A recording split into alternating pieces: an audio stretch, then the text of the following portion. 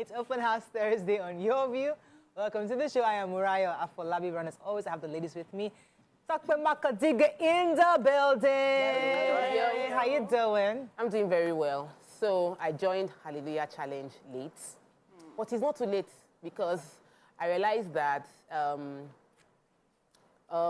the wind just blows, and if it's like when rain is falling and you have no idea, and you're someone that needs the water from the rain, and it just passes you by. So I actually needed the Hallelujah Challenge season, but I wasn't conscious of it, so I joined very late. This is my second day, and I'm not catching up I'm not doing what they're doing today. I went back to get from the beginning, and it's been really, really interesting. I love it. I'm a prayer person. I'm not a shaking head prayer person. I believe that our God loves us, so we don't need to be doing all those extra work and be doing vigil. You don't need to shout to talk to God. My own God, he listens to me, he loves me, he cares about me. I don't need to stress. So, yeah, if you haven't joined Hallelujah Challenge, it's interesting. Okay. But then, today we shut down our office. So I have two people getting married. My Sandra, who is now head of HR, has gone for traditional wedding today. Her own? Yes, her own traditional wedding in the village, which is tomorrow. And her assistant HR person, let me not mention her name. She's doing court wedding today. Oh. So half of my staff has gone to the village. The second half have gone to represent. Where only one person was like, I don't really feel like going. I said, don't worry, just stay at home. Today, Rep 360 is shutting down because we have wedding. Two people getting married, but I feel very blessed. Well, beautiful. Well done. Congratulations to them. Yeah, 2 nights ago we had Pastor Selman. Yes. Challenge. So okay. So yeah. I don't miss it. That's your church. It's not my church, but no. But the Hallelujah Challenge, anybody can join. It's just interesting. How you doing, Amaka? I'm fine. Today is all about my immediate elder brother, Gozim. It's his birthday. Yes, he's the brother that is married to my very close friend that is also a lawyer. Came and took my friend. It's amazing. So it's one family. So happy birthday, Gozim. I'm wishing you all the best. You're an amazing brother, dependable. I don't do any business. I don't do anything without you being involved, without you proofreading it. Yes, I don't do anything without you. So thank you so much for being my support. Everything. Thank you. Amazing. Hello. Gorgeous. Look at how fine you're looking in your natural hair. Auntie Yenny is going to be screaming. How you doing, Dr. Obiajili Ugo? Amazing. You're Japanese inspired. Yeah, so very nice. So I had an interesting conversation with a teenager yesterday. I had given them assignments, those of them who are participating in the teenagers course, to journal about, we're working on their moods and how to handle their emotions and their feelings and all those jiggy things. I said, so journal. And then she came back to me and said she can't journal because mommy goes through everything. And there are certain things she wants to write, but she knows that mommy will see it, and she's not ready to talk to mommy about it. Oh. And I'm like, so how do you do it? Okay, how about your phone? Can you journal? Because I need you to write down those emotions. It's very important. He said, mommy goes through her phone. How do we have this conversation? And she was like, can you talk to mommy? Give me some I'm asking privacy. myself, yes. How do I talk to mommy, who probably knows best on how to handle her daughter, that at certain ages, they should have a form of privacy. She has actually finished secondary school, you know, and she feels like there's no privacy at all. So she's bottling up a lot, because I noticed in one of her assignments, she's bottling up a lot. She can't share because she's not ready to have that conversation. And I'm now turning between, how do I... my book needs to come out, you know, so you know how to have some of these conversations and make your kids free enough and also give them a level of their own privacy. Or you will read and not let her know that you are reading. Because you are giving feedback with heat. That's how she knows. That you're reading. And you just take it in. Just go and meet an Obiajili. This is what I read. Yes, because I read too and they don't know I read. You know, they don't know I read. Yeah. But they know now. No, my children don't. They don't watch. They don't watch. Yeah, it's cool. Don't cover me now. You know, good. How are you, Mo? I'm fine. I'm good. It was packed for you. Yes, they had quite a lot of events. In fact, yesterday, congratulations to Design Week Lagos. Yeah. I mean, they're doing an amazing job. Just putting Africa and Nigerian art designs on the map, which is amazing. And in the evening, Ejiro Imostafiri had her collection. Fashion show yesterday. It was really nice. Customer. Somebody I use, I'm a very loyal customer to her brand. So, you know, I got the invitation for it. And she has really beautiful designs. Like, this is her new collection. It's off the hook. So, I'm really waiting to order when I have some money. But my own banter was that yesterday I had dinner with one piece of chicken. Why? Because, you know, usually we're so used to just eating anyhow, 2-3 pieces, meat, you can just, and when they open the pot, and you now count how many pieces of meat, I think if I eat 3 or 2, it won't go round. It won't go round. And I was like, okay, just because of this ground, let me just take one. And it was paining me. Because I wanted to really, I was like, kind of, this. I can eat without meat, so I'm not really. Yeah, I really wanted that important protein. I really wanted that chicken. I really wanted it, but I just had one piece. You make Oh, sacrifices. sacrifices. Not that there's no chicken in the freezer, but what was cooked for that day, I understand. we counted it. Like, I understand that thing. Like, if it's small, something small, but it will get to you because it's something you wanted and you can't get to enjoy. It's feeling me. So, please eat enough. Band-Aid economy, we're feeling it. Let's go on a short break. When we come back, we'll look at the front pages of the paper. Stay with us. We'll be right back.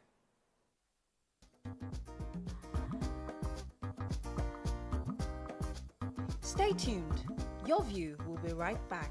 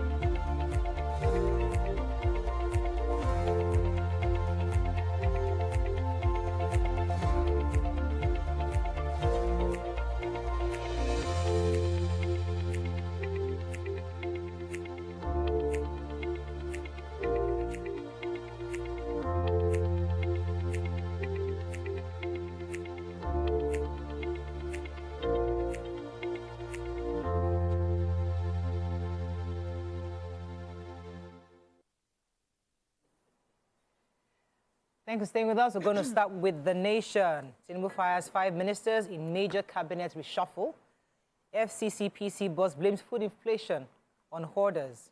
Nigeria taking steps to strengthen Naira, says Edu. Avoid flooding, relocate from on your dam path, Ogun urges residents. NIBSS plans BVN platform for Nigerians in diaspora by December. Trial of Binance chief for money laundering terminated. And Attorney General in trouble over state suit against EFCC. Okay. Yes, so I have the alleged money laundering. The federal government stops Binance chief Gambaryan's trial. So the federal government has discontinued the prosecution of an official of Binance Holdings Limited, Tigran Gambaryan, for alleged money laundering and related offenses, yes. So we know that he has been on trial with his employer, Binance, at a federal high court in Abuja on money laundering charge. That's with the Economic and Financial Crimes Commission, that's the EFCC, had filed that against them. And the prosecuting lawyer, R.U. Adagba, had told the court yesterday that the government had decided to withdraw its charge against Gambaryan. That's the second defendant. You know, the first one had disappeared. So Adagba said the prosecution's decision to discontinue further prosecution of the second defendant was informed by his health challenges. Said the prosecution would proceed against the first defendant, that's the one that had disappeared, the firm in the absence of the second defendant. So the lawyer to the defendant did not oppose the prosecution decision to withdraw the charge against the second defendant, that's Gambaryan now. So the ruling Justice Emeka Nwite granted the prosecution's request and discharged Gambaryan from the case. So he's out of the case now.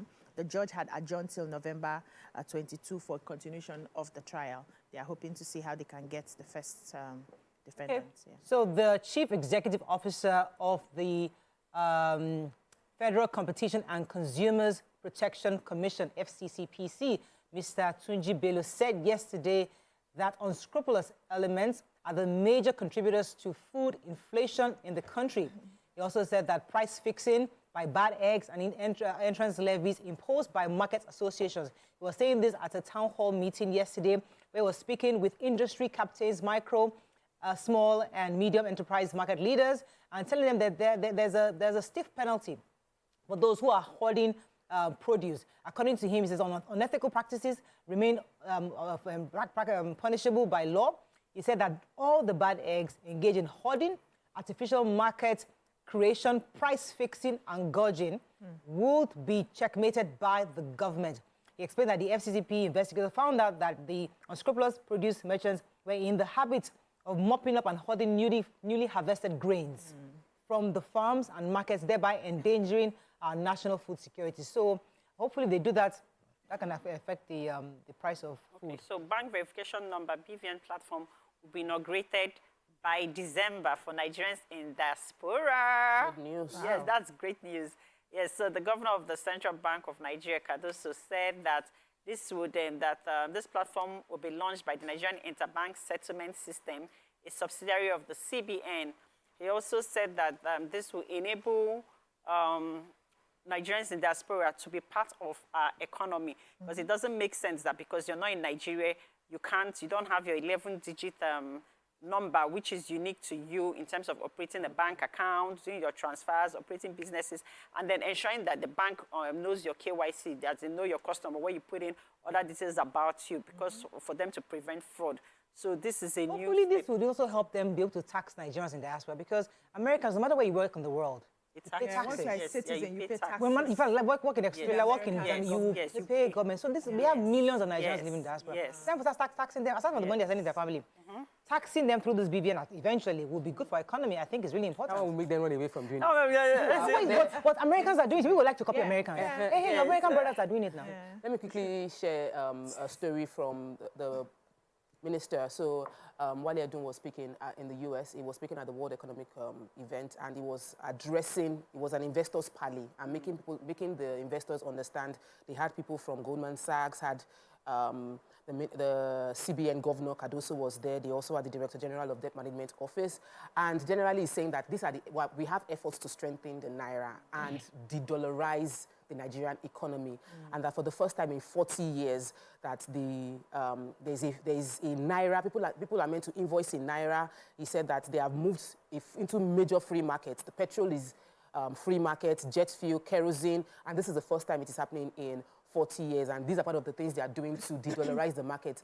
Spoke about the fact that there were some stories about the fact that NNPC is mopping up dollar in the market. Said, well, NNPC is a free agency, it's a PLC, and they can do what they want to do. But on their own perspective, they are trying to ensure that the increased petrol production, that would improve dollar inflow and reduce pressure on the Naira. So we're hoping that all these things that they are doing and saying will bring proper ease for Nigerian businesses who actually need dollar. Okay, moving on to the Punch. Private sector opposition split as Tinubu reshuffles cabinet. FEC okays $618 billion loan for fighter jets and ammunition. Canadian lady jailed 11 years for importing 32.2 kilograms of cannabis. On your dam, Ogun communities reject Abiodo's relocation advisory. Diasporan residents get non-resident BVM platform, says Cardoso. 12 states delay 30,000 naira minimum wage for teachers. And Dangote refinery begins direct petrol sale to marketers for the 18th. What? So you can take a story before we go, right? Yes. So the Federal High Court in Lagos. Let me go on a short break. When we come back, we continue with our review. Stay with us. We'll be right back.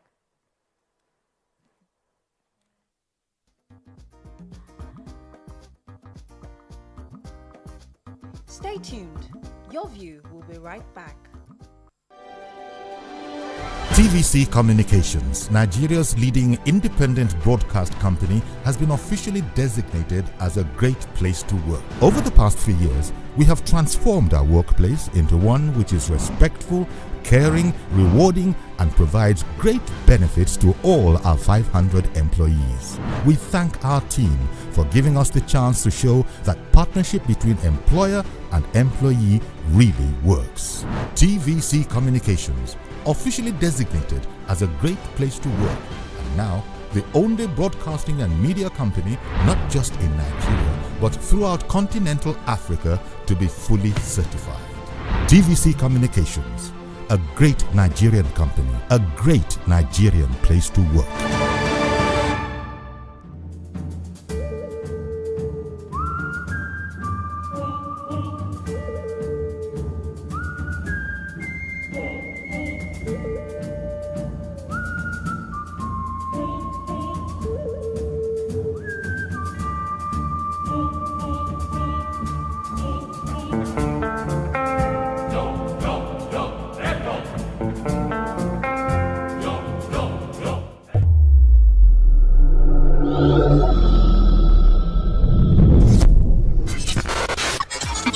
you think you can outplay me in this game of wits and knowledge?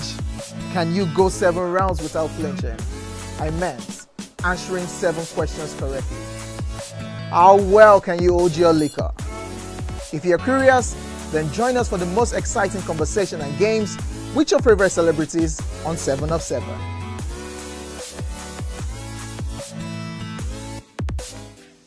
Welcome to Pure Entertainment. What would you like to order from our menu today? We have the regulars. So let me go and look for my jam results. So My 280 was 320. I suppose don't be one medical. You be like person who don't forge it. at this point,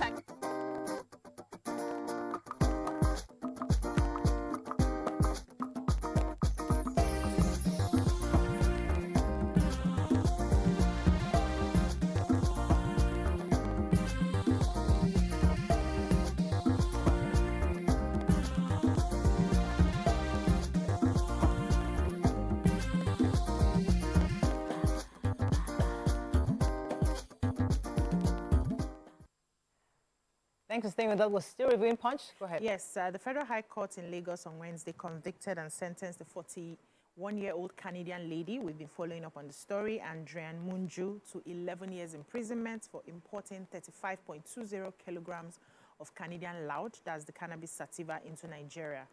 Justice Deinde Dipeolu was the one who handed down the verdict, also gave her an option of 100 million naira fine on the 2 counts preferred against her by NDLEA. So the judge convicted and sentenced Munju following her plea of guilt on the 2 counts.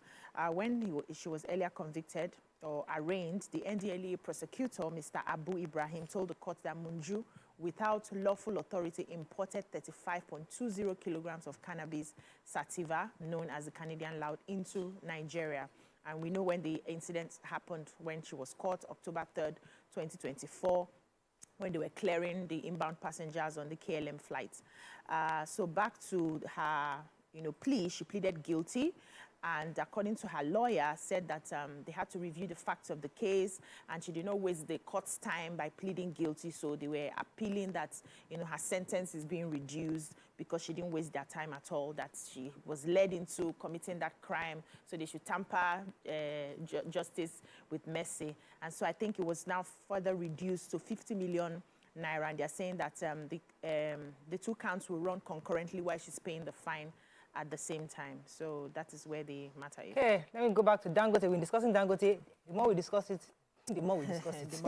Because, so for the 18th time since Dangote has finally started supplying premium motor spray, that's fuel, petrol, to some oil marketers directly without the recourse to NNPCL. So there were reports that some of the marketers were actually importing directly outside the country, importing petrol for Nigerians, according to the report from Punch. They're trying to meet up with the shortfall from Dangote refinery. So according to this report, it said that they had about 122.4 million liters of PMS were berthed at the 2 seaports to improve fuel supply nationwide. However, others have gone to Dangote directly to buy. So we'll now begin to see the competition for those importing and those buying directly. Hopefully there should be a difference. There's no stipulation. Hopefully there should be a difference in the buying. So we'll see how that goes. It might take time for this thing to ease out, but eventually, but according to the last guest that came the other time, Dangote is still not meeting up with the national demand. Yeah. Okay, so 12 states of the... this is just a joke. Even when I was reading, I don't understand. So maybe help you explain to me. This is your story. This is my story. So 12 states of the Federation are yet to implement the 2019 minimum wage of 30,000 naira for teachers. So they said that before, teachers were paid 18,000 naira as minimum wage, which is so sad. Teachers. Then they now, in 2019, they now increased it to 30,000, right? And now federal government now has increased minimum wage to 70,000. When some states have not even met the 30,000 naira minimum wage, they're still paying 18,000 naira. Right. So they are calling them out. They said that data from the National Union of Teachers showed that though some states implemented the 2019 minimum wage, it was not done for primary school teachers. That the states that did not even implement at all, that's on their 18,000 naira. Abia, Adamawa, Benue, Cross River, Gombe, Imo, Kogi, Niger, Sokoto, Taraba, Bauchi, and Zamfara. This is sad. They now said that the ones that implemented it for teachers but did not implement for primary school teachers are, I'm sad, Anambra, Bayelsa, Borno, Delta, Enugu, Jigawa, Kaduna, Nasarawa, and Yobe. A whole Delta. It is bad, though. They have oil money. Yes, they now said that. Yes, they now said that the Abia State government was also accused of failure to implement this current minimum wage. For all workers in the state. Okay, so happy to call people out. Let's not do this. Teachers are the ones that are taking care of our kids now. Bikonu, they should try. Some stuff might not be mentioned. No, let me quickly take the story. The fighter jet. So, FEC meeting took place yesterday. The president presided, and the Minister for National Orientation and Minister for Information and National Orientation, Mohammed Idris, who was representing the Minister for Economy, Coordinating Minister of Economy, who is in America, said that there has been an approval. So the Nigerian Air Force should be expecting 6 fighter aircraft and ammunition, and this is total of $618 million. Why am I eager to take the story? Because I just took a story saying that they have de-dollarized our economy, and quotes are now in Naira. However, this quote is in dollar. Use the invoice. Then they've approved 740 billion naira for the beggar stretch of Abuja to Kano, among other high-profile road projects. So there were 3 things approved at this current FEC meeting, and 2 of them, one ammunition, second one for road, and the third of them was about the custom. Very difficult FEC meeting. How can you come to work and they tell you that you're sacked? Without warning. Came in as a minister. You're leaving. But they've seen the handwriting. Everybody that's left that something was going to happen. But they didn't know who was going to be. They may have known. We haven't that's our HR consultations. With the former minister of NPA. Oh yeah, Hadiza Bala. We're looking at you. Your recommendations. Wow. Moving on to Daily Sun. She protects her. Yeah, she's fine. Tinubu under pressure to retain chief security officer. Uzodinma NGE president tasked journalists to promote growth in old eastern region. FG seeks $618 million loan to buy attack jets. Troops smash armed groups' camps. Neutralize scores, rescue 14 in southeast. Tension heightens in cabinet as president sacks Maman Biu and others. And PDP asks North Central to produce nominee for national chairman. Okay, story. We can talk about what the troops are doing across states. So troops of 82 Division, Nigeria Army and the Joint Task Force Southeast, codenamed Operation Udoka, have smashed camps of 2 armed groups operating within the southeast. This is contained in a statement by Lieutenant Colonel Jonah Onoakalo, Acting Deputy Director, 82 Division, Army Public Relations, yesterday in Enugu. And he said 4 members of the groups were neutralized, while 14 persons held hostage in the groups were rescued. Onoakalo said that the operation, which was well executed, also led to the clampdown on the activities of illegal oil bunkers within their joint operation area. And according to him, early hours of Tuesday, troops of Sector 5 of Operation Udoka and other security agencies came in contact with the group at the Igbo-Ukwu and Oga axis of Agwata Council of Anambra State. I said during the firefight, the troops had superior firepower. They forced the criminals to flee. Now, during the encounter, one of the members was neutralized. 2 black-colored Lexus Jeeps with registration number, 1 pump action with 3 cartridges were recovered.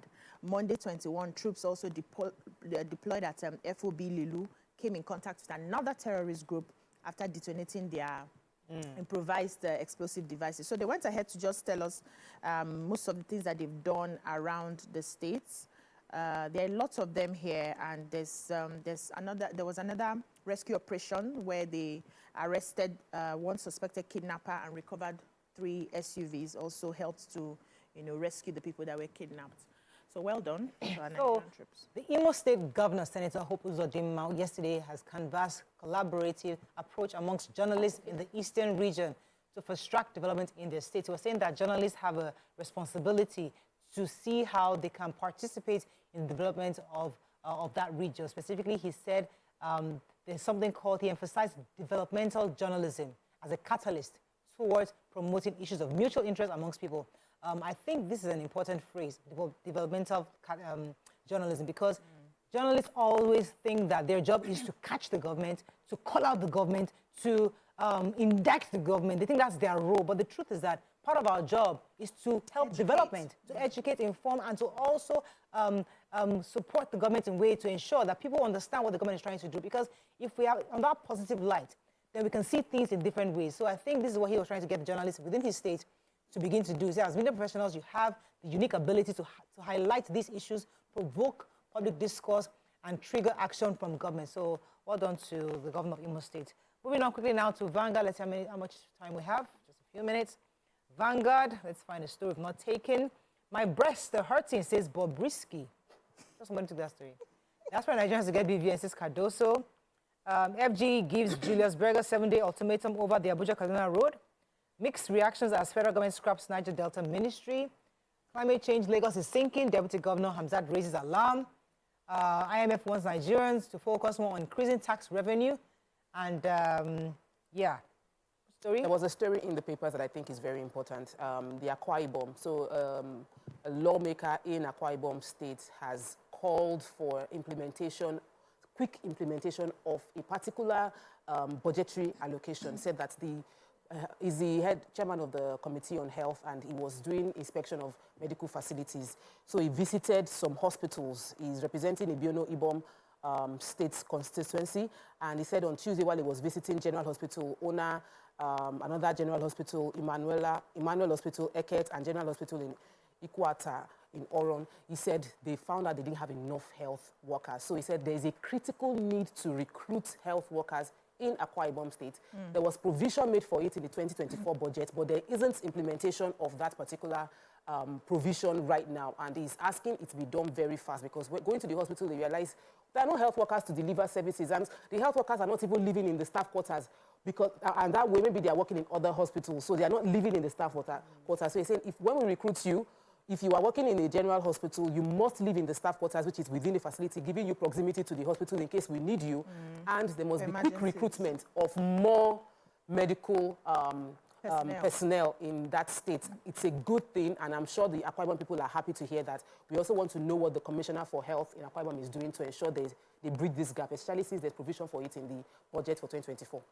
So the Deputy Governor of Lagos State, Dr. Obafemi Hamzat, has raised the alarm that just like New York City, I like the way he just put New York first before Lagos, you know, so that Nigerians will start thinking, hey, they say Lagos is sinking. You know, just like New York City, Lagos too is sinking. He kept saying it just like New York. You know, he noted that the state faces imminent danger of submersion if proper steps are not taken to address the challenges of the climate change issues, urging everyone to take action to prevent impending natural disasters. He also cited examples like the UK, New York City, where people are already relocating to safer areas due to climate change, and warned that if action is not taken in Lagos State, in the next 20-25 years, we might be facing this. He noted that with a shoreline of 180 kilometers, Lagos is surrounded by water, and just like New York, Lagos is sinking. Oh, Dr. I love the way you put it. So you don't feel like I don't even want to sink. Yes, Nigeria's controversial cross-dresser. Sorry? Bobrisky. Oh, Bobrisky. Yes, has been rushed to the police hospital at Falomo, Lagos, after complaining that his breast was pinning him. Yes. So he said he had discomfort after spending a few hours in the police cell at Alagbo, Lagos State, and he was taken to the hospital 2 p.m. yesterday. But, you know, some persons found that it was more like a decoy, because they wanted to move him. They wanted to move him to another, you know, facility, and they didn't want attention, so they had to take him through the hospital first. But they said the breast was actually paining him, so they passed the hospital. And I hope the police know that these breasts are not cheap. They're very expensive. Yes, you know, they should treat it with very care. They normally would be checking regularly. Yes. I don't know how long. I don't understand why. Please, no, listen. I'm looking at it in shock. Existing, but the Nigerian police must understand that these things are expensive. And they must protect this man very well, because those the breasts. It's really expensive. Not cheap. Interesting sarcasm. And it's life-threatening if something happens. You know me, I don't have a... You know me, I think I believe in the rights of Bobrisky. He has rights. Let's go on a short break. It's Thursdays, our gisting day. Stay with us. We'll be right back.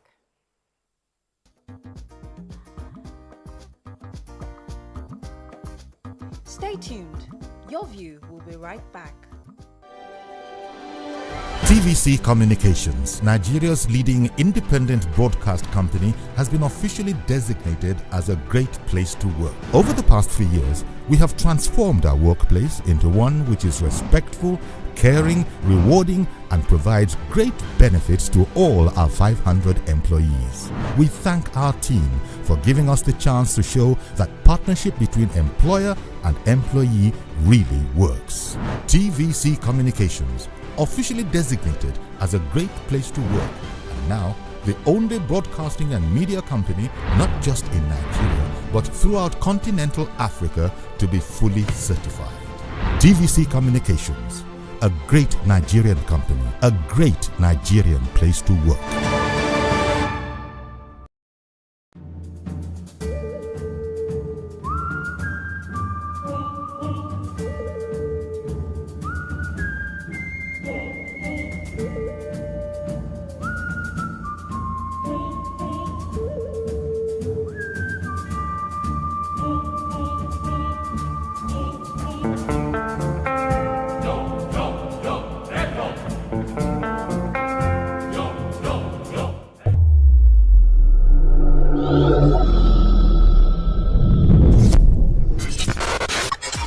Do you think you can outplay me in this game of wits and knowledge?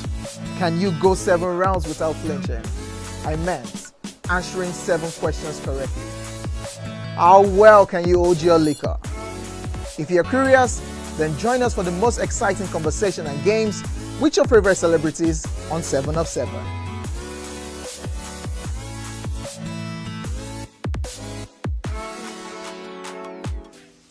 Welcome to Pure Entertainment.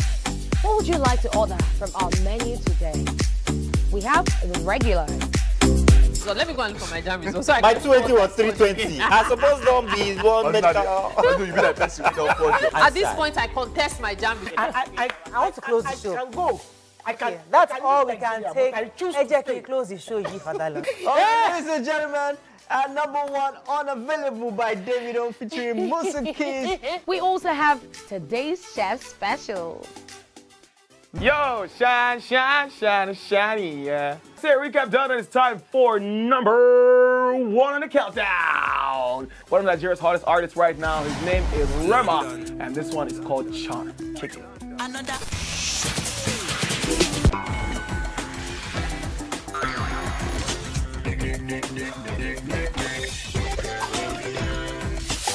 For dessert and a bit of nightcap, we have the nighttime and online specials. I want to start the gym, yeah? But do you know one thing that's actually keeping me back? You should start the gym though, you're getting fat. Cricket. She says she does pole dancing to empower women. What's the difference? There's a difference. Yeah, That's what I'm saying. So pole dancer, you're already almost naked. You're already almost naked. The empowerment for me. Sex can make your relationship better. No. Sex can never be overrated. It is needed. Especially when it's good sex too. Almost every guy has been with somebody's girlfriend. But they are for all of us now. That's why you're still single. I would not agree or disagree with that because I don't want to get into trouble. I have a home to go to. Your next question. Oh, you ready to fail? Who is the better? You see some spoils.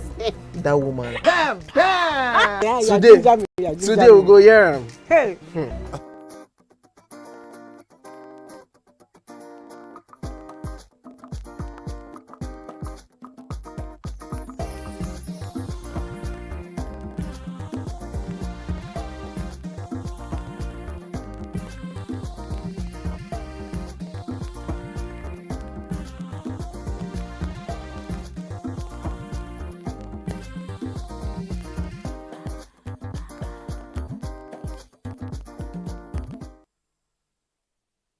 Thanks for staying with us. So yesterday, President Bola Ahmed Tinubu approved the immediate implementation of 8 far-reaching actions to invigorate the administration yesterday, and which included the sacking of some ministers.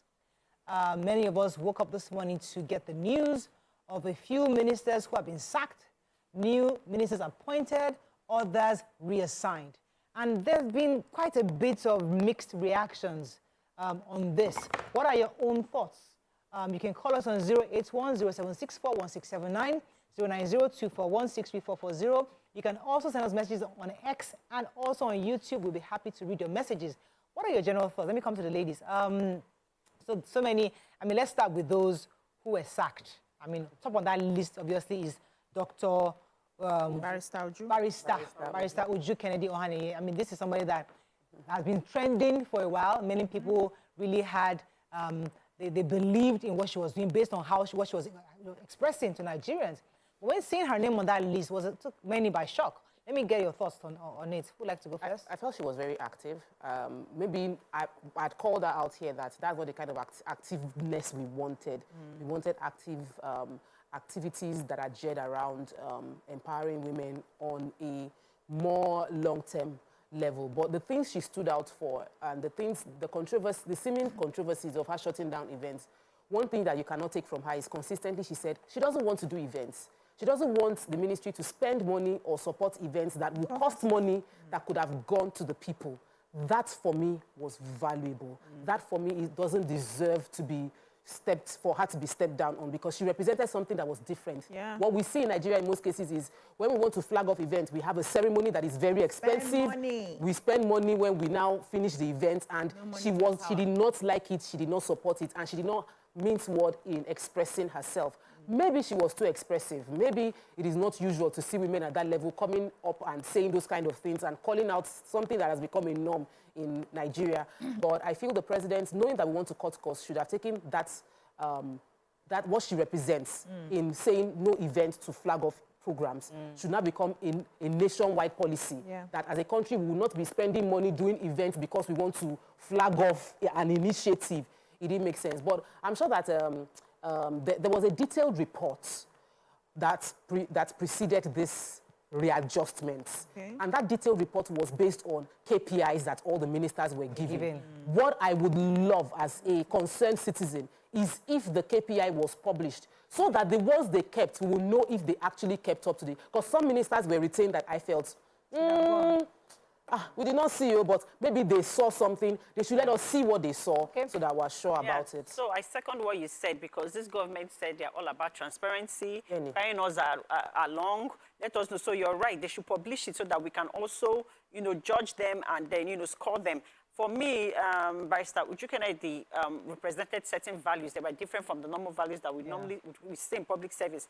And, I really like that about her, and I wish that they should have kept her, because her own really shook me. Her non-conventional and crude approach could have been a threat to people within the ministry, because we saw them celebrating. Yeah. And you're thinking, okay, so you're celebrating. Why are you celebrating now? Is it fair for us to assume from outside, it's because she wanted to take top from your mouth? Or were there other things they were not happy about that maybe they also justified for cheering? Yeah, so what I realize is human beings do not like change. People who have been in a certain system have found loopholes in the system to walk into their pockets with Margaret Thatcher of the UK. When she got into power and she was able to take some very tough decisions, she was able to fight some very, tough wars, people were like, why this woman? Why you? This is not how things are done. You're supposed to be making peace here. You're supposed to be doing things. But she stood her ground.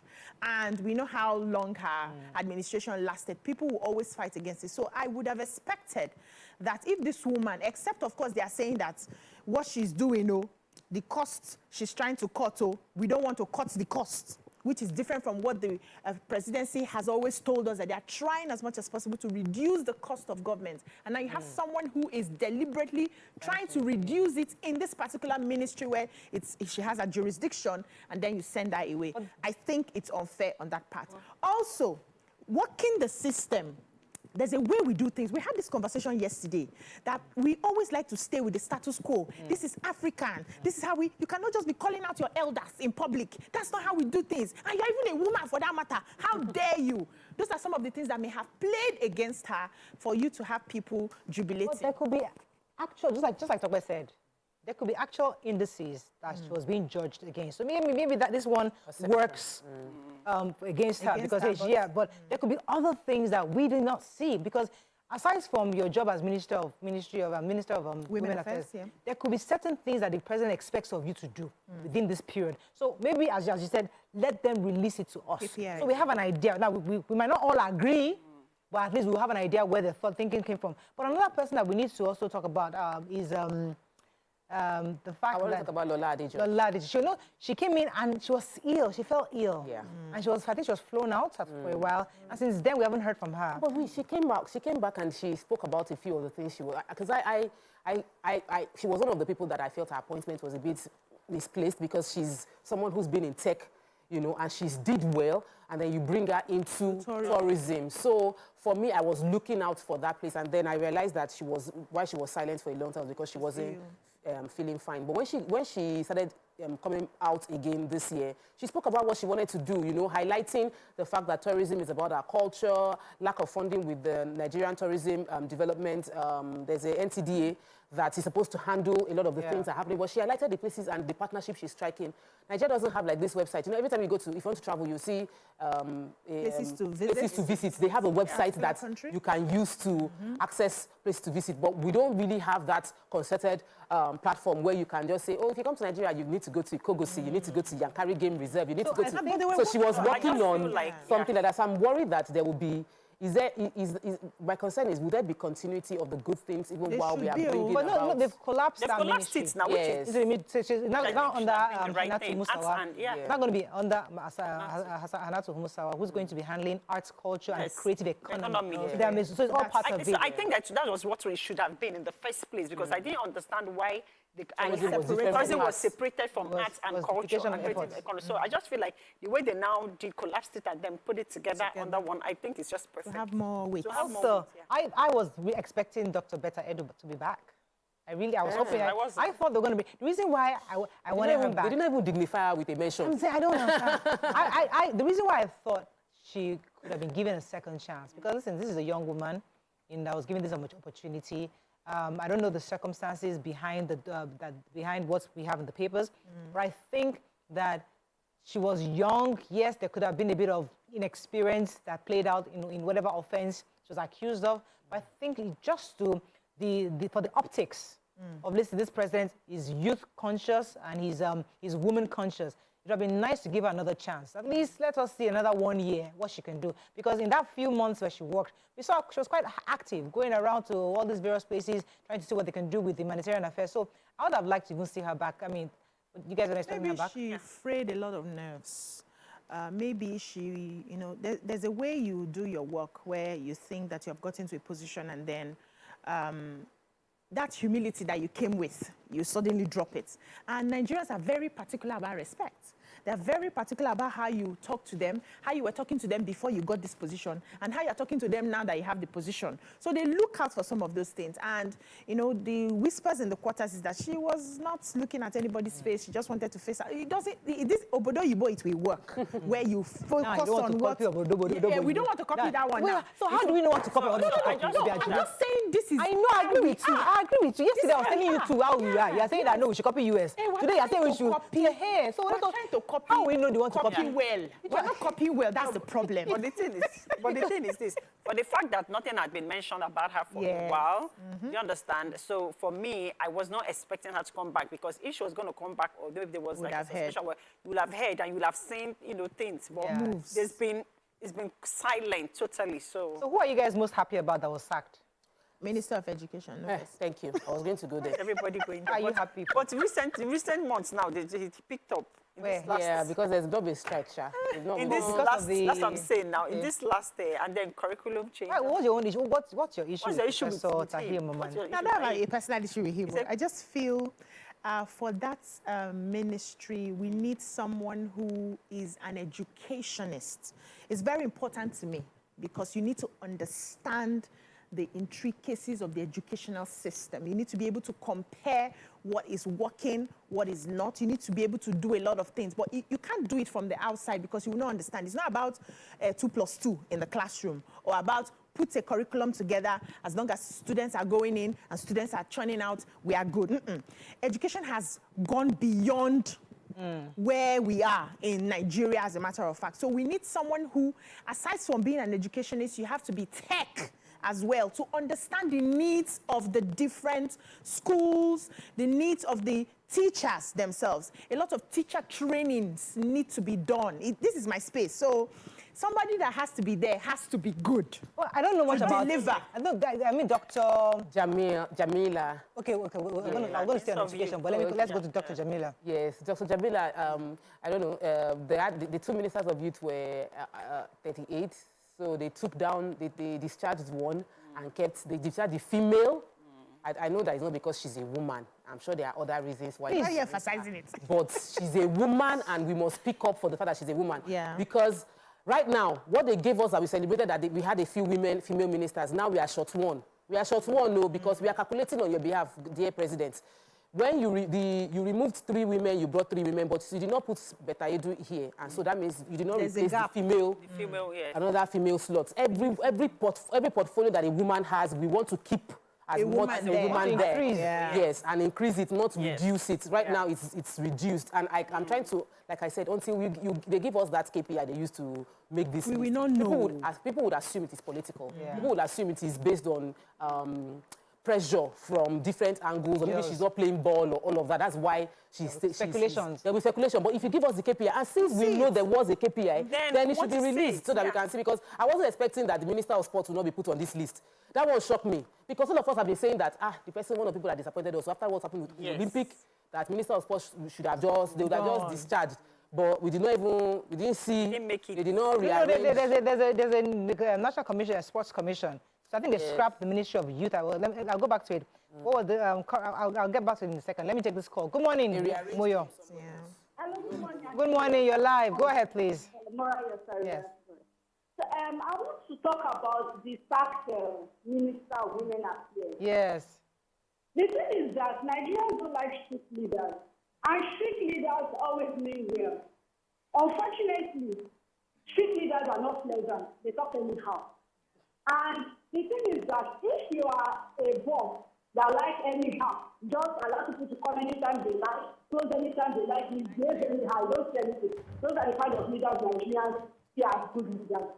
Another thing is that if you not call them out, to them, you're a bad leader. So you have to balance it and say, the reason I'm telling you to come early is that I know it might not be convenient, but because of ABCD, but by the time you are just dishing out commands, they will not like you, even if you are strict. So you have to be strict at the same time be soft. Learn to balance so that they will understand where you are coming from.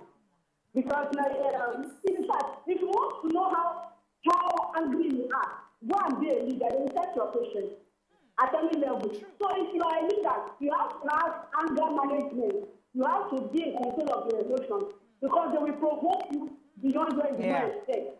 So that's my Thank you very much. You see, when she was talking, I was remembering the president's wife, the former president's wife, Jonathan Pepe.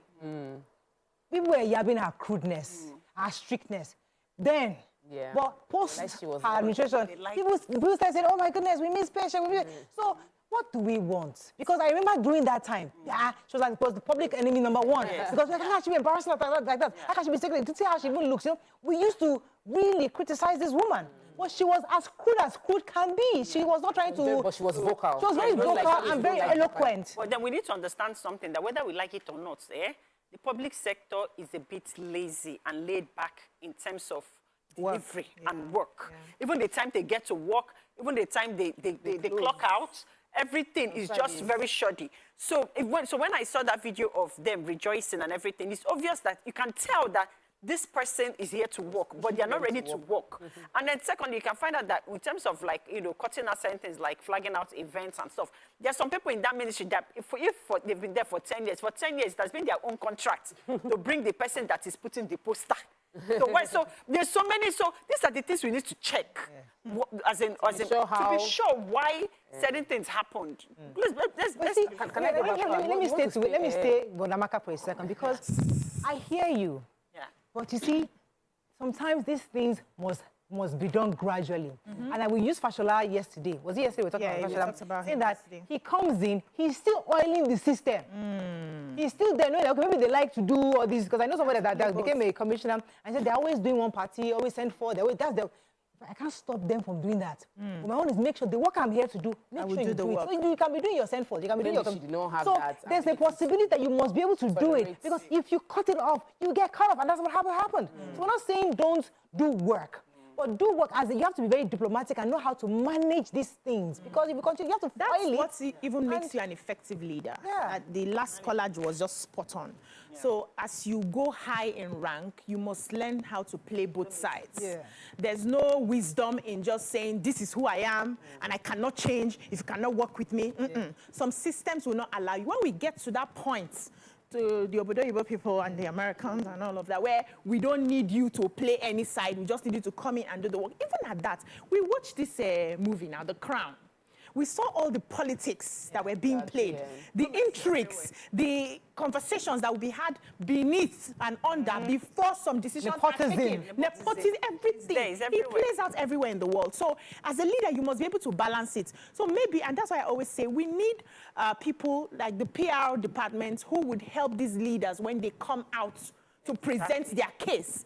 Help them to train them on how to talk, train them on how to present, to sell their hard work and their ideas. No matter how upset they are about a situation, you will tell them that when you come out, your emotions must be under control. There's we have people with their mic standing there saying, follow the script and all of that, so that you communicate what you're supposed to communicate, and people, your good will not be evil spoken of. And Let me take this call. Elder Henry, thanks for calling. You're live. Elder. Good morning, ladies. Good morning, sir. Good morning, sir. I like what you people are doing. I'm a first-time caller. Welcome to the show. I was very happy that the Minister of Education was hammered. He was involved in policy somersault. You can't imagine that he said a child of 18 years can only enter university.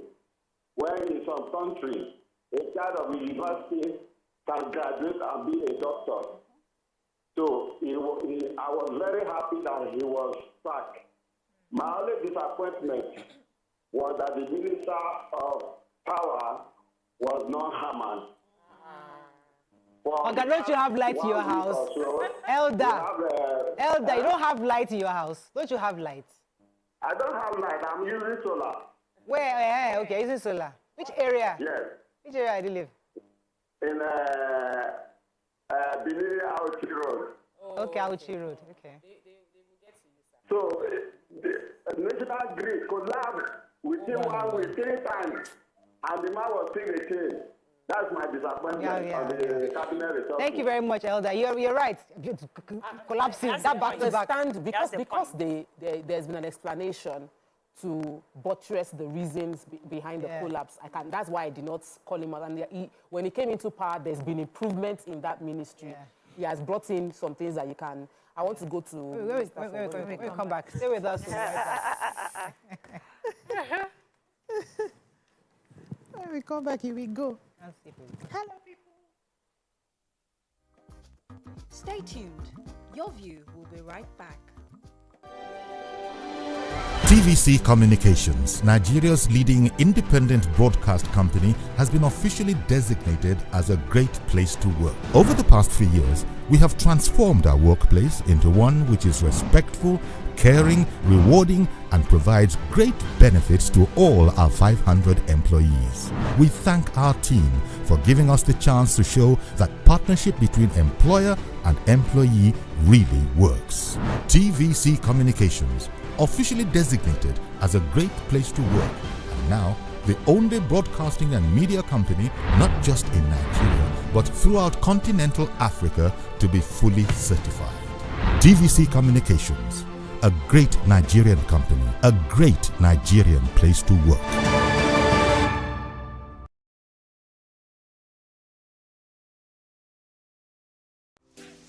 Welcome to Pure Entertainment. What would you like to order from our menu today? We have the regulars. So let me go and look for my jam. My 280 was 320. I suppose don't be one At this point, I contest my jam. I want to close the show. I can go. I can. Okay, that's all we can take. Ejeki, close the show. Ladies and gentlemen, #1 unavailable by Davido featuring Musa Keys. We also have today's chef special.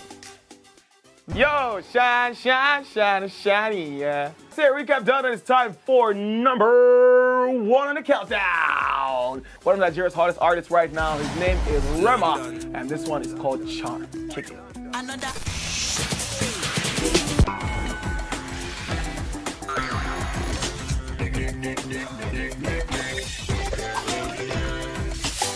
For dessert and a bit of nightcap, we have the nighttime and online specials. I want to start the gym, yeah? But do you know one thing that's actually keeping me back? You should start the gym though, you're getting fat. Cricket. She says she does pole dancing to empower women. What's the difference? There's a difference. That's what I'm saying. So pole dancer, you're already almost naked. You're already almost naked. It's the empowerment for me. Sex can make your relationship better. No. Sex can never be overrated. It is needed. Especially when it's good sex too. Almost every guy has been with somebody's girlfriend. But they are for all of us now. That's why you're still single. I would not agree or disagree with that because I don't want to get into trouble. I have a home to go to. Your next question. Oh, you ready to fail? Who is the person you see us? What is his name? That woman. Bam! Bam! Yeah, today we'll go here. Hey! Let's catch up now. I'm sure we've been able to satisfy your cravings, yeah? Stay good. Entertainment for pure entertainment.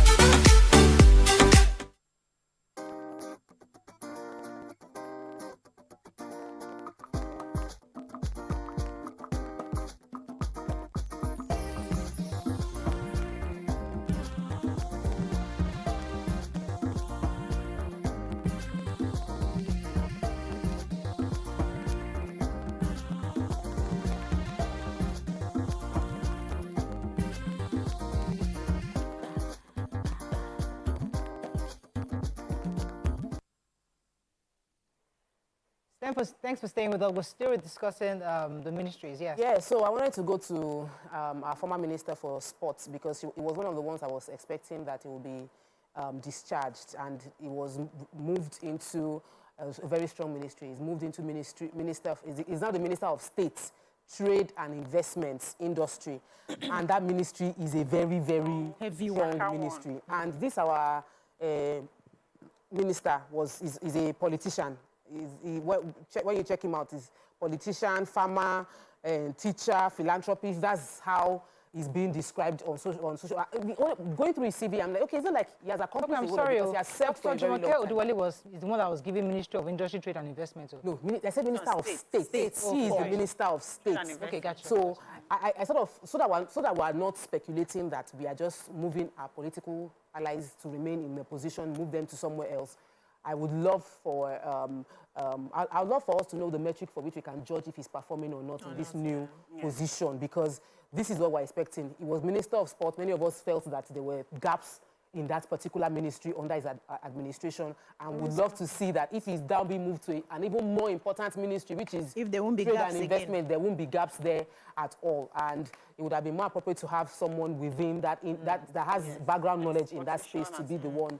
I'm also happy when I saw Dr. Doris Uzoka Nite. She's been moved to Minister of State for Finance. Yes. So she was taken from the Ministry of Industry, Trade and Investment, and we'll see how effective she'll be in this. Which other ones are there? Anybody happy? I think there's a flow there. Do you understand? So which other one were you happy about, Amaka? Any other one? So those are the new. Those are the minister. That's the now. Let's talk about Dr. The new ones. Let's talk about the new ones. The new guy. Yes. Let's start with. We all know Dr. Jumoke because we are familiar with her from the last administration. She was a special advisor to, I think, the Vice President on Economy, I believe. So she is now the Minister of Industry and Trade and Investment. And that looks like it's a square peg in a square hole. It looks like a perfect fit for her, and I definitely look forward to seeing her perform. I'm hoping that the bureaucracy will not stop her ability to, but she's been there. So, you know, it's a different thing. She's worked within that system, so it should be easy. Bianca was interesting. I felt like it was pandered to it was appropriate for the Southeast, and she's I don't know how strong her influence is, but because of the name and affiliation, yes, I think it was you know, we need to always satisfy every region, and there must be inclusion. So I think it was a good inclusion. Yes, so I'm really happy about Bianca Ojukru's appointment, especially as foreign affairs, because I feel that suits her personality. I feel that she's going to do great at it, and you know, congratulations to her. I was happy when I saw her name there. But the one I was most that could be most controversial, or is the renaming of the Ministry of Nigeria? This ministry now is going to supervise all these regional. I think it's better. Is it? Yes. Because we had a full ministry just dealing with one issue. side. There are issues in one regional issue. Not even this development commission are meant to be interventions to deal with issues that are already on ground. Yes. So there is issue in Northeast. Do we need to set up another a full ministry to deal with Northeast? Okay. We need to set up a full ministry to deal with North. So every region where we have particular issues, insecurity in this place, banditry in this place. Niger Delta was because of the intervention of oil and what was that happening to them that time? They were having crude oil theft, kidnapping, bunkering. So there were issues. So we wanted to inject funds to deal with those issues. And so they have gotten that a lot of injection of funds in that area. So to be interesting. My worry is I think that maybe I just don't know how they've created more. I don't know how setting up. Well, they've clamored, and they clamored that they also have issues. You cannot give ministry to one region and not give ministry to another region. I have to address. Not give to another region. I'm just saying this overall region, this supervisory role. Now that is necessary. People are talking. Let us take it this way. Okay. I don't want us to continue that narrative with Nigerian people.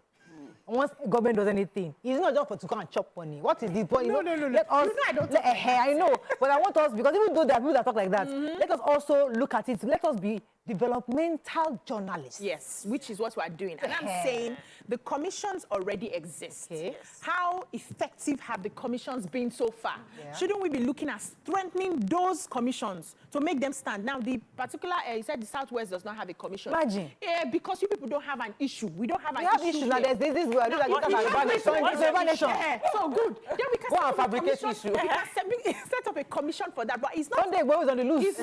It's not a problem that is affecting productivity. Enough to reach. Yes, enough for us to set up a... No, but let's not just gather commission because we want to chop money. Let's be realistic. Let's be realistic about it. So those commissions we have, how are we strengthening it to make sure that they work? Setting up another supervisory commission is going to take a lot of resources that we don't have. We were supposed to be managing. funds. So they have scrapped Ministry of Sports Development, and now everybody will now fall under National Sports Commission. So maybe the National Sports Commission would have like, no, because commission would mean that your tenure is not bound by the administration. Maybe you have like 5 years or something, so we can see a more long-term approach. I don't know, but maybe they will now give us more information, a proper document about how the difference, what will happen. Because I know they will not, all this scrapping does not sack anybody. Yeah. So they're not to develop under the commission. It's not because sometimes I don't even understand what this one is doing. What this one is doing. There's always been like, Ministry of Sports Development, and there's always been National Sports Commission. So now they are merging supposed to be together. And they're merging them. So let's be optimistic. We are optimistic. But please, can we talk about? Please, can we said it? Yeah, but can we talk about? Who does anybody know about this? The Ministry of Livestock. We're talking about. So please don't talk about what you don't know. No. Okay, so what happened to the Ministry of Livestock? It's very important. I'm sorry. That's what I'm seeing. It's a major issue. It's a major issue now because there's no food now. So seeing it excites me. So that's what I want to say. That does anybody really know about this person now? Maybe that it should be under Ministry of Agric.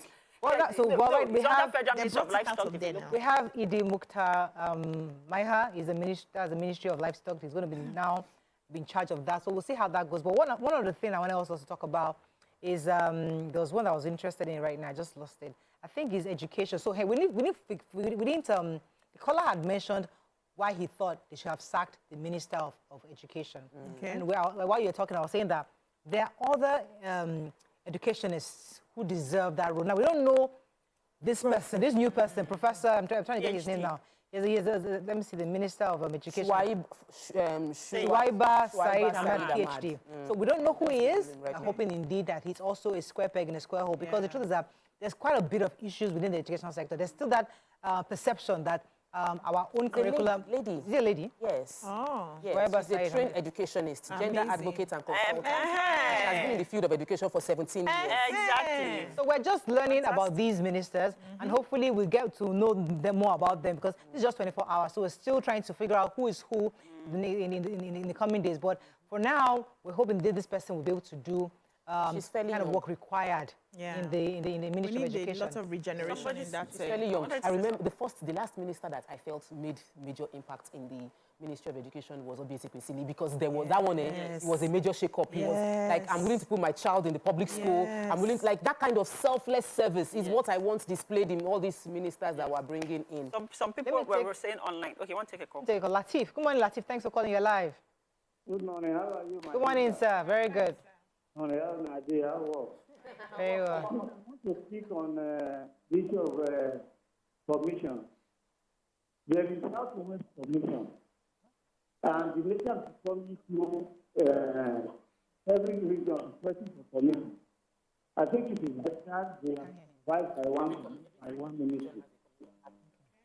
Besides that, I want to make a little correction about the make pronunciation.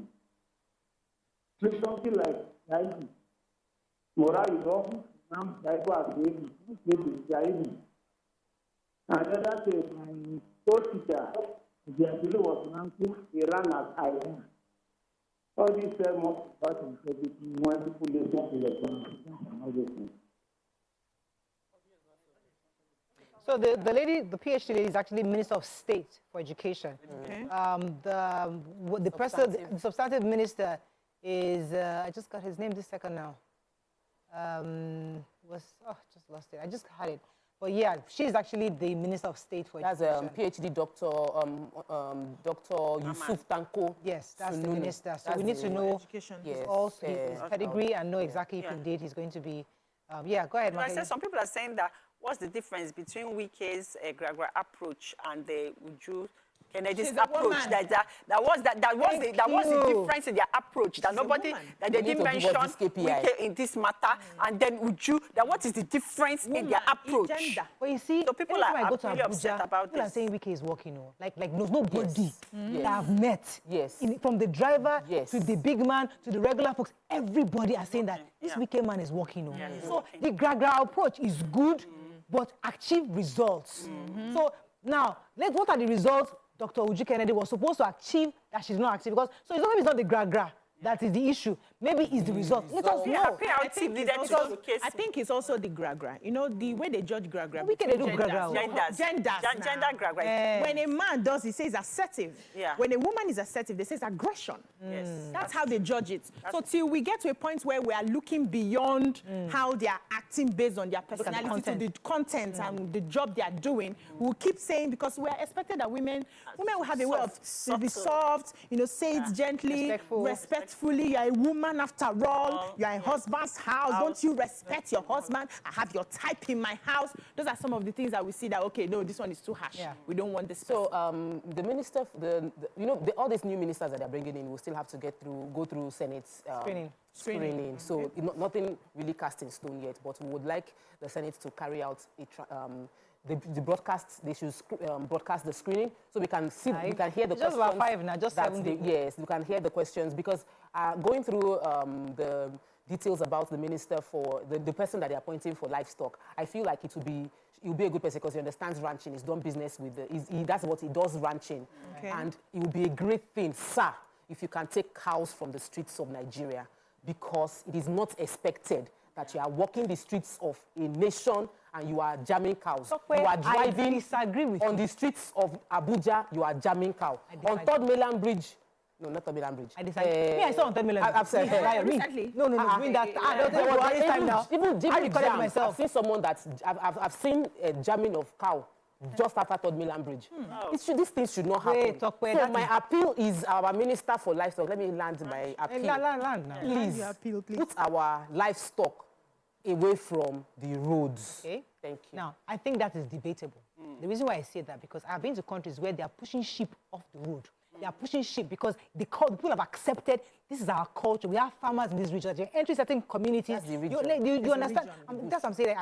It's debatable because we need to also accept our culture. These are people's lifestyle for centuries. So there's a debate that you have been modern and say that take them off our streets because we don't have the skyscrapers. We're saying this is our lifestyle. We've been doing this for years. So maybe they designate some areas. Yes. So now we are meeting. Now we are meeting halfway. We're saying that recognize that there are areas where cows can walk the street because that's the community. Thank you for reminding me because there are some places where they have like deer zone, even in abroad, where see now they are brothers you know already, but it's there. So when I go to that area, because you will know that you have to slow down and be aware of the animals here. But I can't be driving on Third Mainland Bridge and then cow I agree with you. But respect my area if I want cows to walk in. That's fine. No problem. Fantastic. Your area. Going on now, let's move on. Who else are we talking about? Let's see. Which one have we spoken about? Not Minister of Youth and Employment. Not spoken about.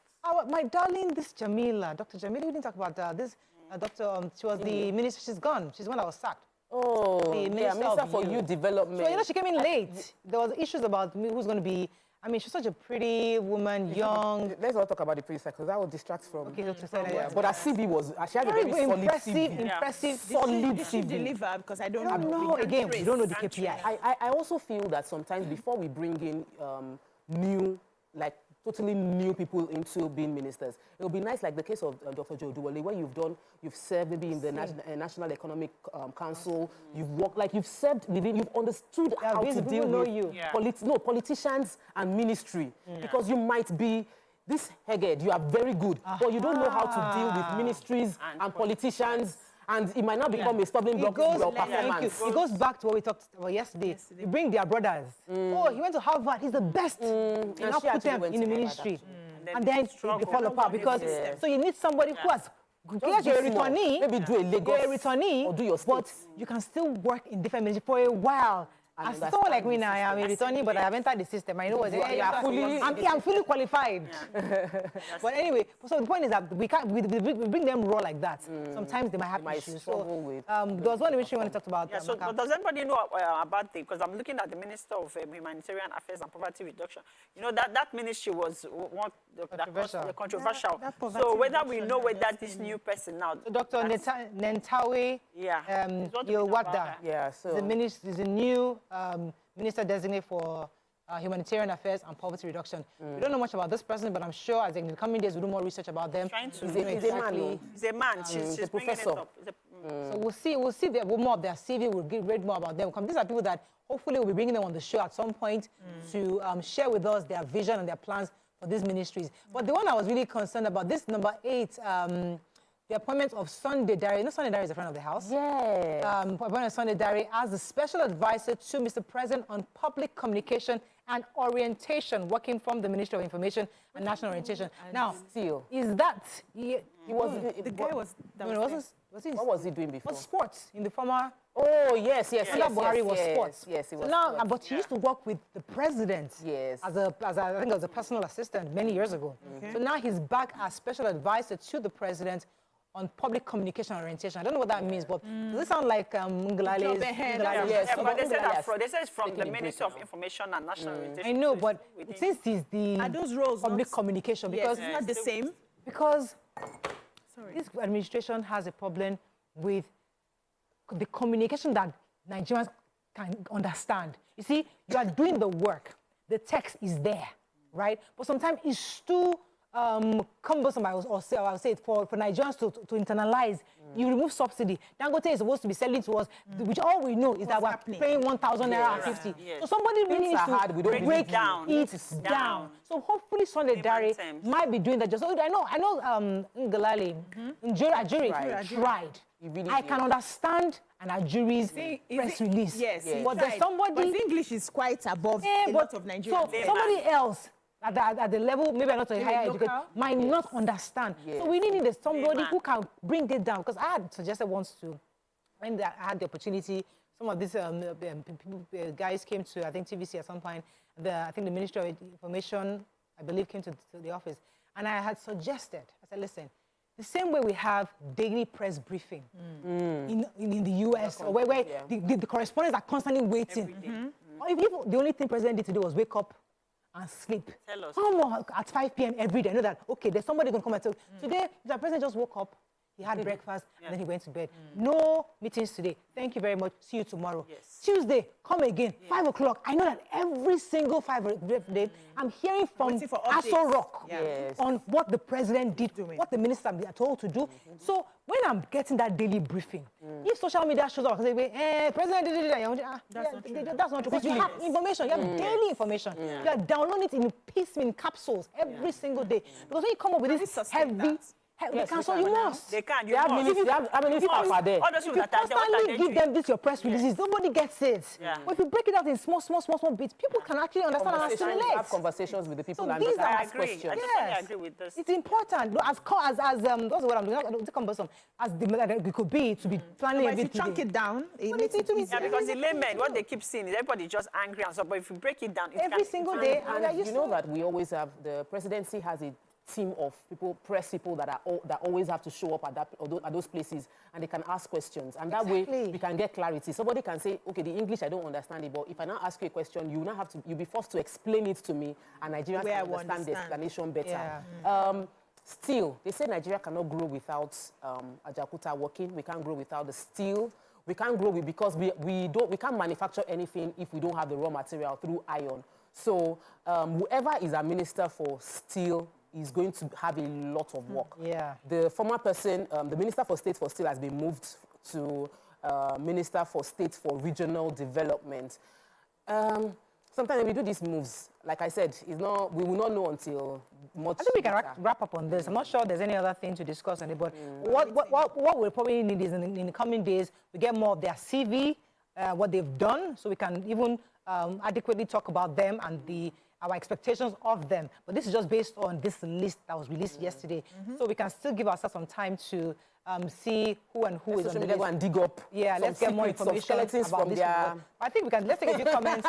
Let's take a few comments and then we wrap up on this. Let me see who else is sending us messages on this. Who has comments, thoughts on this? We can take a few before we go. Lumide Bola on YouTube here says, the sacked Minister of Women Affairs clashed during hearing with a panel set up by House of Reps to investigate accusation made against her by some contractors for delaying their payments. Yeah, we saw that. We saw that video. Okay, I think that's all we can take on this, but really in a nutshell, congratulations to the newly appointed ministers, and we hope that they're able to be properly screened once they go through the screening, and once they become substantive ministers, we'll try to see if we can bring them on the show to tell Nigerians what they plan to do. Stay with us, we'll be right back.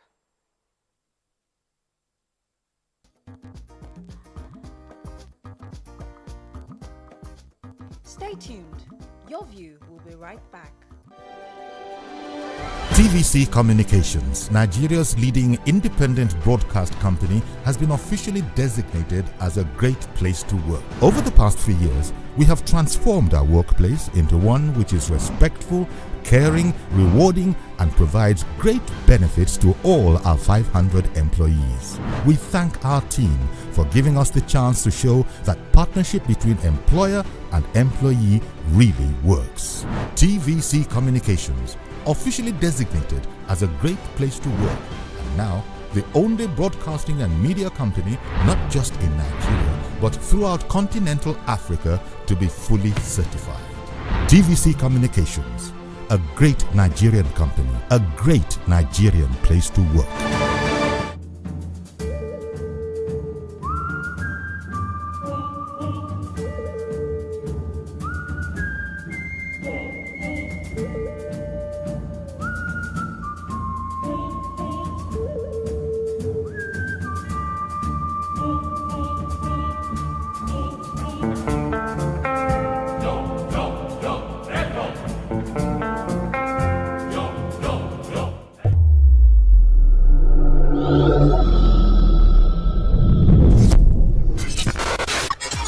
Do you think you can outplay me in this game of wits and knowledge?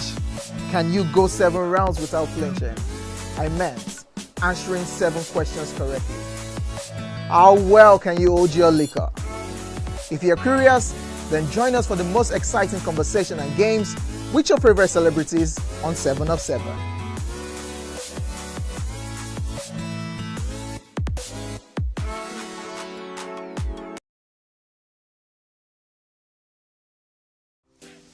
Welcome to Pure Entertainment.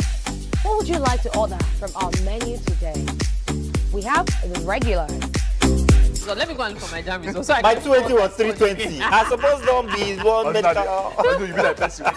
At this point, I contest my jam results. I want to close the show. I can go. I can.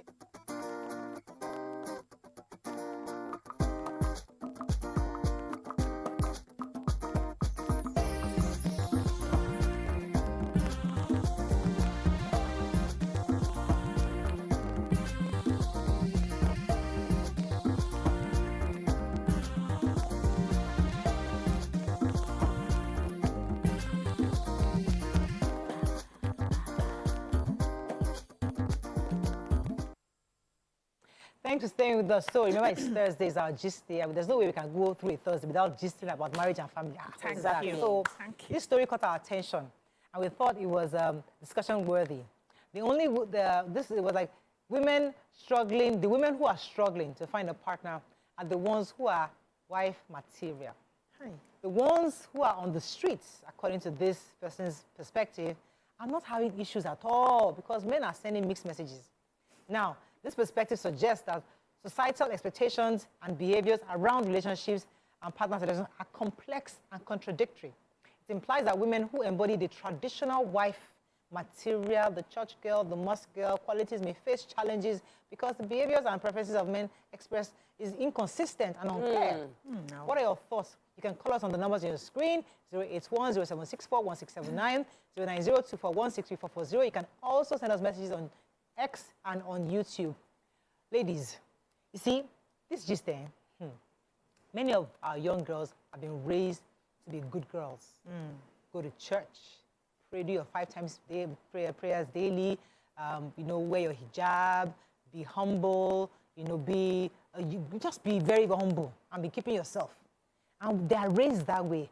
And in those that have been raised, some of them just it out, just do that. They don't care, they're out there, have boyfriends, some of them getting early sexually active. They are more expressive of who they are.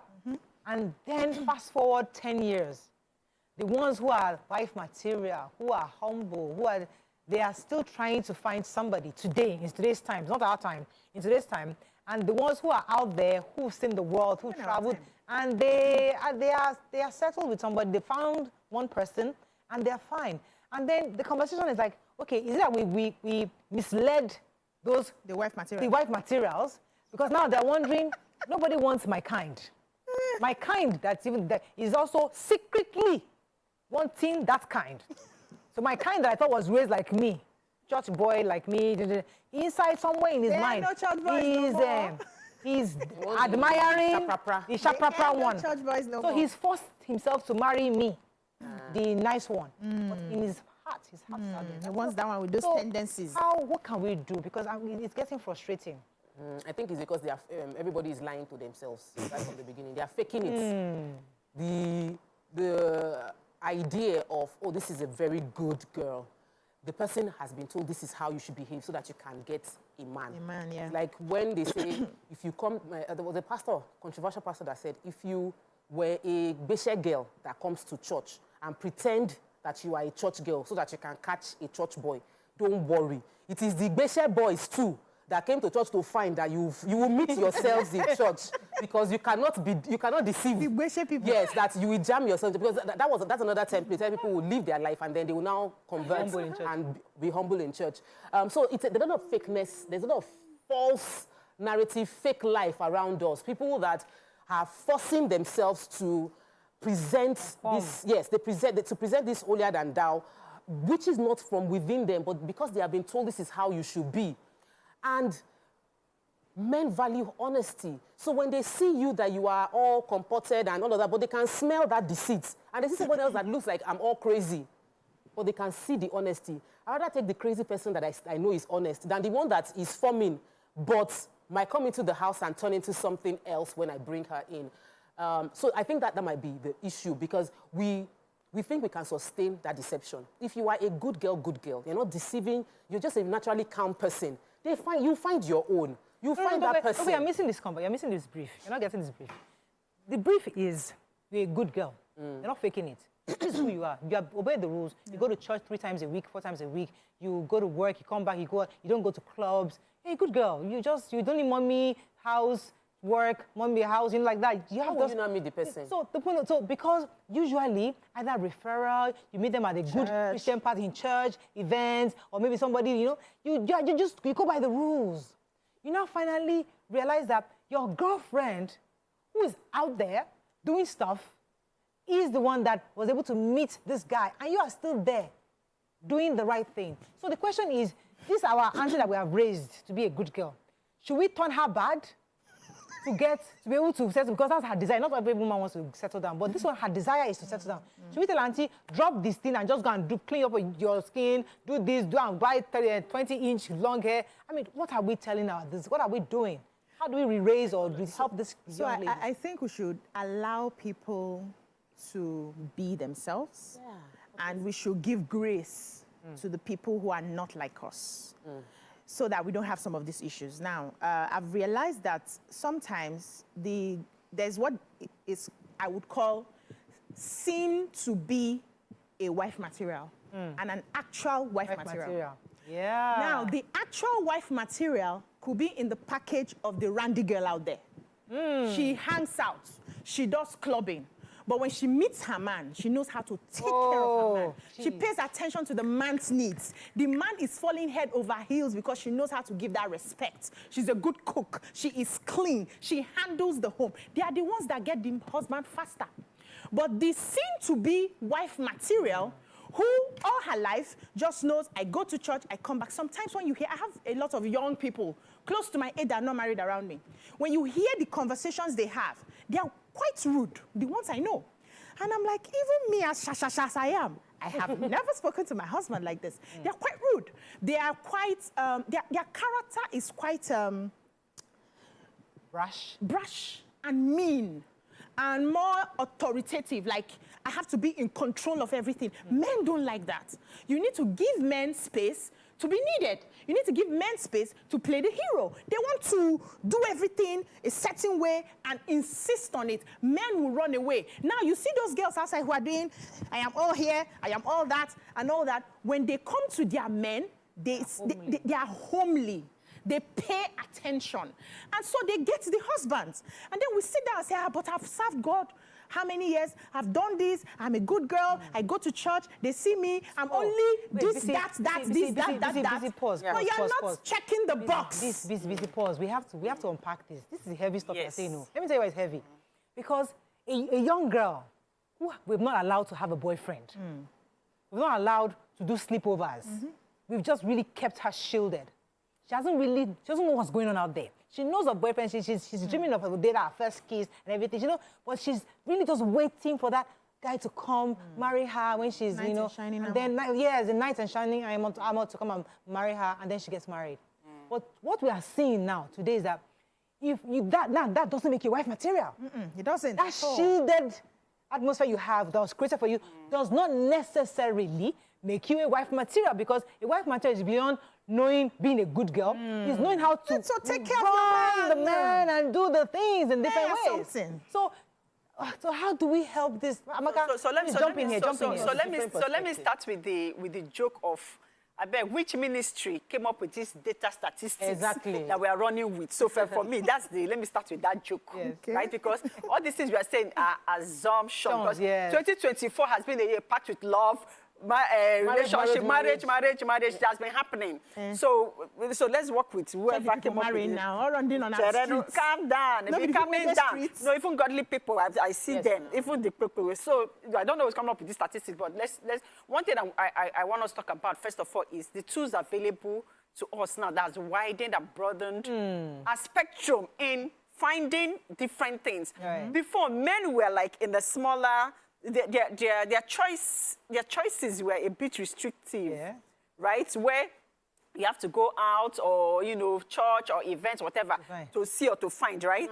But now men are on TikTok, Snapchat, Instagram, Facebook. Now you're seeing a church girl. You're seeing everything dangling. You're seeing... And men are moved by what they see. So everything is just doing the man, like... So a man that does not have discipline, a man that does not know himself or knows what he wants. You see, that thing that is physical, and then the good girl, they want the how I want. So now they are wanting both. They've always wanted both. They've always wanted both, but they've always wanted both, but have always pretended and shouted it that they do not want both. Society makes them feel like a responsible man should go for this good girl. Do you understand? So that is the reality of the matter. But now that everything is in the face, when they are telling you that on social media, you're saying that even church girl can still because Moses Bliss' wife danced to Moses Bliss' song. She's a pastor's daughter. She preaches beautiful church girl, but she didn't dance conventional dance. So it's like she gave dance, and it was that dance that Moses Bliss saw. And shoot his shot and sent a DM. That's how they met and got married. Yes. It was not a conversation of, I met her in church. The idea of what BC said as per being authentically living your full life. Yourself. Be who you are. Be authentic and live. You love God. You like dancing. You will meet your kind. Wait. Let me. There's somebody I know. This girl, unfortunately, was one of those people that conformed to the good girl thing, where she was just a good girl for many years. And she did that until she was like 40, I think 40, over 40. Hi. Then that was a long time. I saw her for the first time maybe 2 years ago. God has relaxed her hair.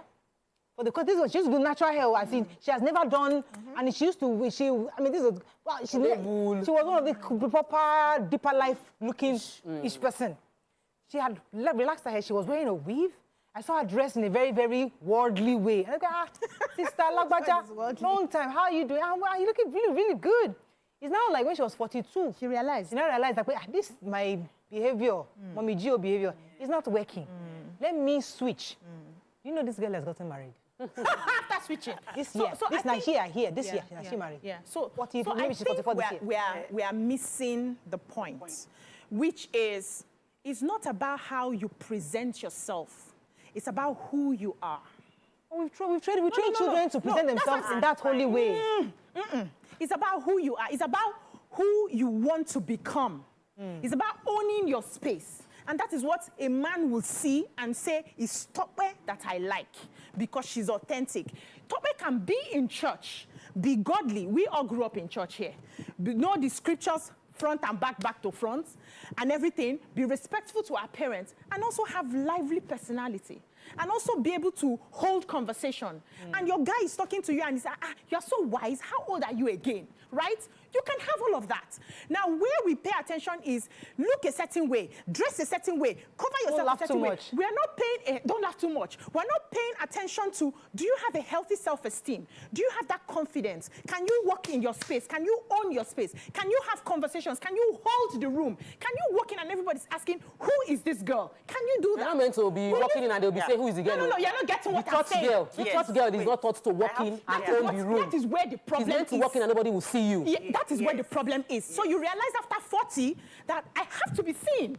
I have a lot of dreams. I have a lot of values. I have people out there who need someone like me to come into their life. And you're waking up late. So we need to change the conversation. Okay. You can train your children. Sorry, my darling, I'm coming. You can train your children to be able to be godly, which is what everybody wants. I don't really care. Be godly in a certain way, but own their space. Have that confidence. Have that self-esteem. Know what they want. Not be afraid to go for what they want. Which also brings me to let me step into what you're saying. Like, for me, I've always preached on this platform that, man, know thyself, first of all. So, and we keep going from the angle of as if, like, it's someone that is choosing the women, right? How about, like, if most of the times, these church girls, they want that man on the streets. They do. And that the kind of men that they are seeing in church is not going to give them that thing that they want. You also need to look at it from that perspective too. It's not just about the man wanting, it's also about the woman wanting, and what the woman wants. They have to meet. You understand? So if the woman maybe has certain needs that value system in the past has not allowed her to express, and she's molded herself the certain way, she's going to church and all those things, and then the kind of guys that step into her are the brothers or the pastors, but that's not who she wants to be with. Brothers are hot. So her suitors for her are boring. She wants the Yopi guy. Are you saying that suitors in the church are boring? I'm not saying that. I'm just giving an example. she's I'm giving giving an example. Let me land. This is I allowed you to talk. Let me speak. So what I'm trying to say is that the church girl might not want the church boy. Yeah. Maybe she doesn't want a pastor. She does not want to marry a pastor. The pastor might be seeing her as this is a good girl, good upbringing, and everything. It's easier for her to find a man. Yeah, do you understand? It's not easier for her. But that kind of person, that kind of girl. Yes, I'm saying. It's easier for her. That's what I'm saying. She has suitors, but that's not what she wants. What I'm saying that it's easier to perhaps even find the suitors outside church. Yeah. Or someone like that. No, but because she has been outside the church, but because she has been programmed that she does not know where to go outside the church to connect, to be in the environment, to meet those kind of people. Right. So she is in. She's for trying example, to find herself. let me break it down. Yeah. So a young girl now has been raised to be that good girl. Yes. But she watches movies, love stories. Yeah. She watches Korean movies where they're giving flowers, they're taking them out, and she also wants that. But the church guy is not doing that. Let's just go to fellowship. Let's just go to, that's what he does. I beg to differ. She desires that TDH outside. She also wants that, right? Yeah. So I'm saying that it's easier for her to step outside that and meet somebody. Exactly. So don't you think that the problem is on healthy expectations set up by movies, novels, social media, so much that people have good marriages but are looking for the kind of romance they've seen in movies and they're not content with what they have? Because while I love what Amaka said when she said, let's question the statistics, because in the churches where I grew up, we cannot have single, mature, godly person. They will find you husband. They would introduce you to someone. Really? Because they would bring that match and have a conversation that this brother is looking. You are single. What's going on? Let's find out, and they have marriage. And the purpose of the marriage is we are coming together, we're going to glorify God, we'll support one another, and there's no... The issue comes up when either of the party has watched too much romantic movies of Oyibo style and start expecting the husband, Nigerian African man, to begin to display and give the things that they get from Oyibo film, which is different.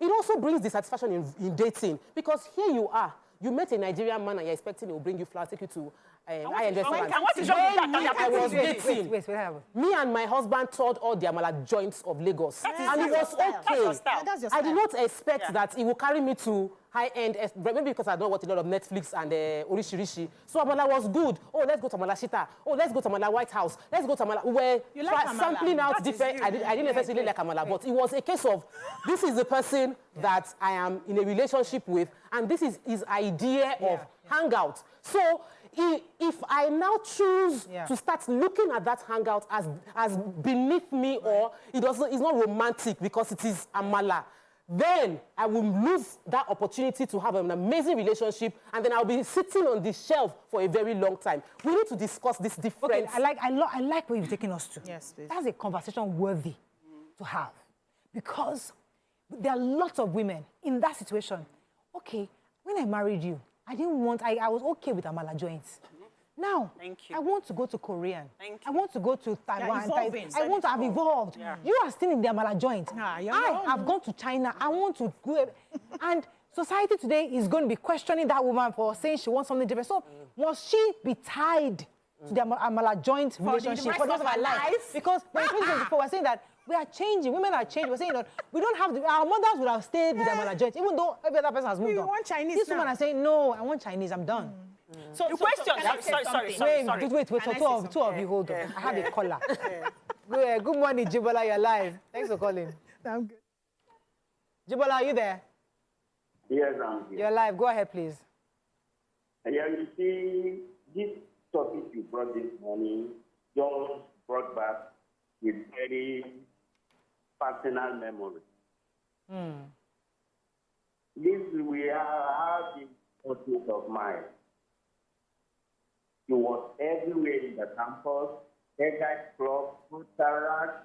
There was even a handout then at school. What Lagos can matter about. But she ended up being a white man. Totally changed. So that is it. Be yourself. That is it. You feel exuberancy, adolescent life, that was for the past. He's the woman in me. But then at campus, nobody wants to give you a certificate. Hope our viewers heard him because I didn't hear him at all. Yeah. Okay, who wants to go first? Okay. So what I want to say is this, So the question here is, be true to yourself. Is stop, for example, being true to the amala eating, right? That okay, I like amala, and then tomorrow I want flowers, and then tomorrow she start asking for flowers. That maybe inside her mind she was pretending to eat amala, but maybe inside her mind she wants flower. And then the husband now will not say, but this is not the woman I married. The woman I married was okay with my amala eating. Why do you not want flower? So are women pretending? They are changing. I love it. So let's be direct. Are people pretending to marry? Yes. God are you bless yourself so that whoever comes to you will know that this is me and love you for it's not evolution. What is? It's not evolution. She's right. No. It's not evolution. In some cases, so let us understand. You are right, Amaka, 150%. Yes. Because many of us, we are hitting 25, you are hitting 29, you are hitting 30, and let me just do the amala. Let me just pretend to like amala, so I can just enter this marriage. But that's not your true self. Yes. That's a recipe. That's a recipe for disaster. That's on one hand. There are majority of women who get into themselves in marriage, who find themselves in marriage. A lot of us married very early before we even realize how to wash our pants properly. And in that marriage, as you're growing, your needs are changing. Life is changing, and you are changing, and you are evolving. And if tomorrow I wake up, I say, okay, I'm not interested in amala anymore, is there a way we can have the flowers? You should be able to grow with me. It's a conversation I should be willing to have with you to say, I am moving. These are my new needs. And our body, in fact, when you hit 30, is a different ball game. When you hit 40, is a different ball game. When you hit 50, I remember when we had, is it Shego Obe, the singer and the wife here, when she said when she hits 50, she felt like she wanted to leave the marriage. Her body was changing. There were needs that were growing. You will not say that person was pretending, except you're not ready to have a conversation. Human beings will always evolve and grow. Let me add a little thing to what Amaka had said earlier on. The church boys that I know are actually very exciting. They come to church.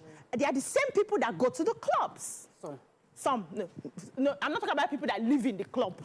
I'm talking about regular people who have a life. They are in church. They play the instruments and everything. They are the same people that hang out. They are fun. But because they are in a church setting, they act like they're in the church setting. So when you go out there, you see them for who they are. The idea is not about whether you are in church or not. The idea is about who are you? What's your personality? What do you want from this relationship? Can you identify what you want and go for it, irrespective of what people are saying? And I want to hold you because there's something in my head. All right, and I need you to even help me to respond to this.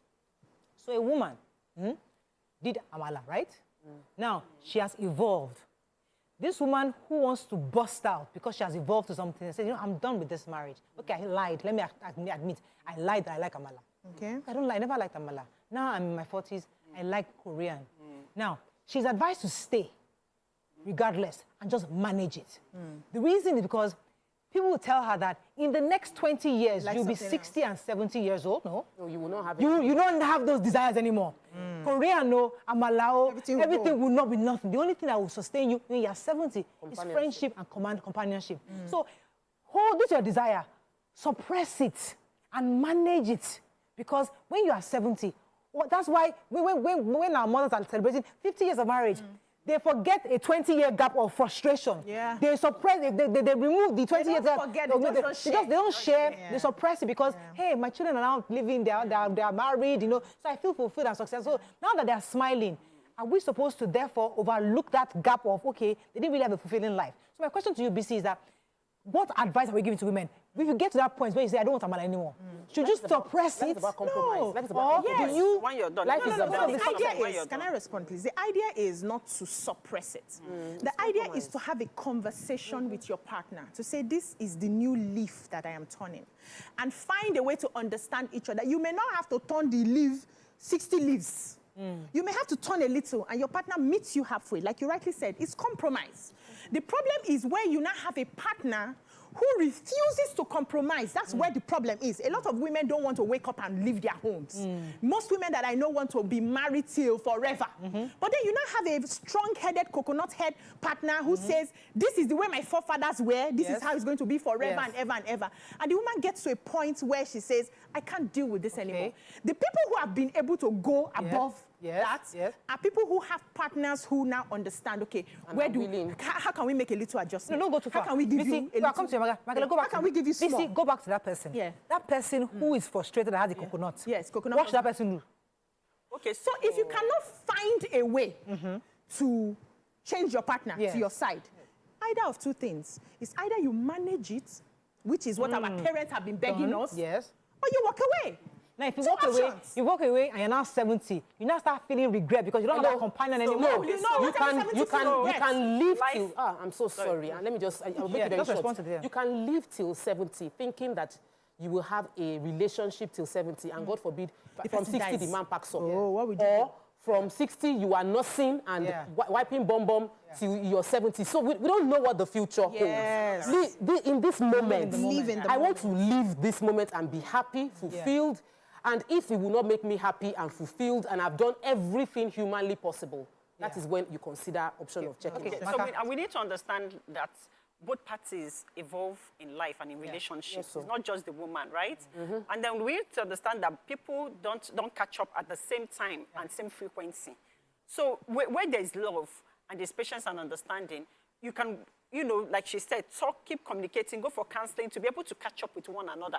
If someone really cares about you, they want to understand your needs. They want to, even if 100%, they're not willing to, turn 360, but they're willing to understand what you, and it's important to also communicate your needs and not just assume that someone is a mind reader and should know that now you want this or you want that. So communicating that, going for counseling, and still knowing if your partner still cares and loves you, because things change.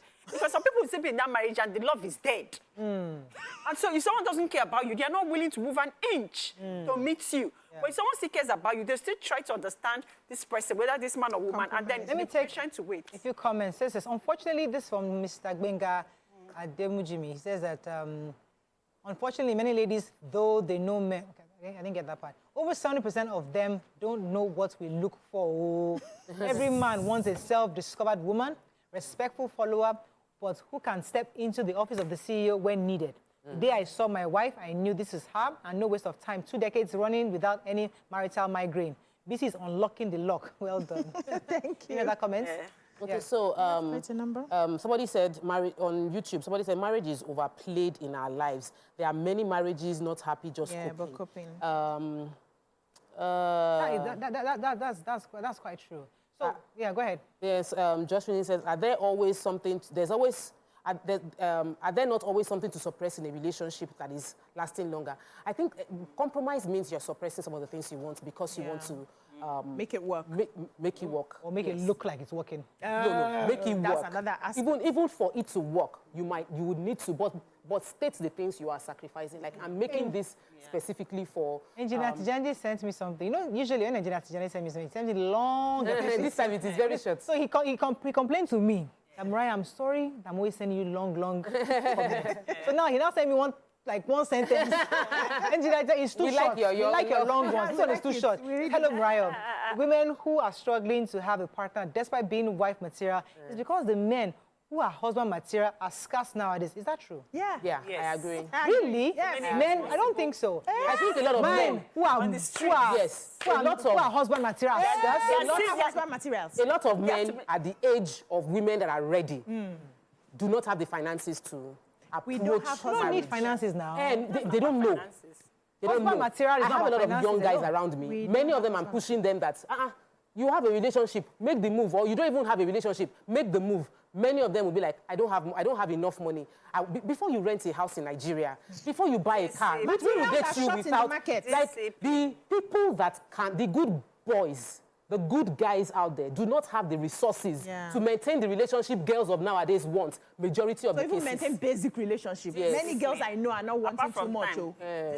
Discipline, because too many choices and too many, like I told you, the spectrum is now wider. Where you're talking to someone on Facebook, you're talking to someone on TikTok, one guy you're talking to. So for men now, the spectrum is wider. They can't choose. Make a choice. So it's discipline. Finding people that have discipline is key. Something. To stick and commit to something. That is it. Discipline. My question is, must they commit? Materials that are available are already husbands. That's where the problem is. No. No, I think there are a lot of men out there, and I think many of them are husband material. Because many of them were raised properly. But I think they're just being blinded by this financial inadequacy. Yes. If we remove that financial inadequacy, I'm sure many of them will be ready to get married. So why don't we lift it from there? Because a lot of women are actually doing very well. So, I mean, people are uncomfortable marrying a woman that is doing well when they are not doing well. Yeah. So if I see a woman already, men are looking for women who have money. We need more. We need more. We need to talk more about it. There is room. And if there's any girl watching that feels like being a good girl has not gotten you married, just join Hallelujah Challenge. They are prophesying marriage for everybody right now. You're on my cob through that way. So good girls more. Anyway, we have to wrap up. Let's take a few comments because I think I like what Amaka said earlier. That listen, let us not pretend to be who we're not. Know thyself. You know, if we are all good girls. We're all raised as good girls. And but today's new world has given everybody a platform, such that you can't find. It's not about being a good girl anymore. It's about finding yourself, finding who you are. Being authentic. Being authentic. Being a good girl. Be good girling yourself. There are many influencers Be a good girl, that are making money from just tweeting. What's your online. idea of good? What's your idea of good? When I say go to church, no. pray, and you're wicked. You're jealous. That's a category. Wait, you're stingy. You're stingy. You're disrespectful. That's a category. But you go to church. You can be good. Go to church, not wear earring, not wear makeup, authentic, and still be authentic to yourself. Be authentic to yourself and work on your character. That's it. Which one is good girl? Can I wrap up? Yes. Please, my darling, wrap up. In a nutshell, what we are saying is that if you're a good girl out there, find who you are, be authentic to who you are. It's not about your physical appearance all the time. It's about what you have inside to give. They always told us that. When to be is about who you are on the inside. But the men of today also, because of their confusion, many of them want good girl that has some spice. They have heavy. So you have to now. So also we have to find a way to be such that we are true to yourself and don't go and marry somebody that you are faking it with the person. You're not being who you're real, because those kind of marriages don't last. It doesn't. And eventually, at some point, you will get to that middle age where you're like, you know what, I am done. And there's nothing anybody can do to pull you back. That's all we can take on this show today. Hope you learned a few things as we have. See you tomorrow. Bye for now. Bye-bye.